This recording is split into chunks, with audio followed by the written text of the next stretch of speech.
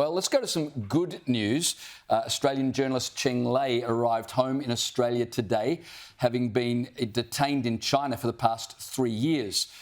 Cheng Lei is a journalist. She was detained on charges of being a spy in September 2020. The Australian government has been working behind the scenes to secure her release. And today, Prime Minister Anthony Albanese and Penny Wong announced that she'd been brought safely home to her partner and her children. Now, obviously, this is good news for the Australian government, with a referendum going sour with the terror attack in Israel. They needed something to crow about, and credit to the Albanese government. Even Susan Ley, I note, was full of praise for what they've been able to achieve. Now, we don't know what Australia's had to offer in order to get this result, but for the moment, it's suffice to say everyone's thrilled that this mum is back with her children. A generally softer approach, I think, is what we've offered to China in exchange for this.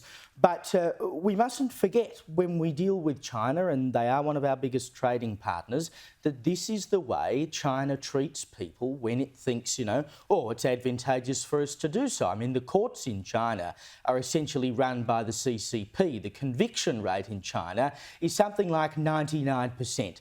They charge you if they want to get you, and you're going to be locked up for it. It doesn't matter how trumped up the charges are, they get you. Now, to claim that an Australian journalist who was working for state television in China, so she was working in China as a mouthpiece for the CCP essentially, was somehow a national security threat?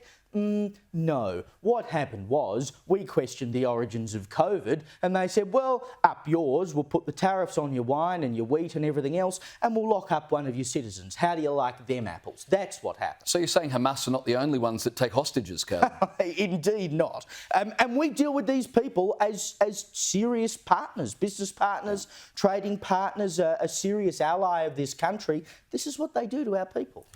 Good news that she's home.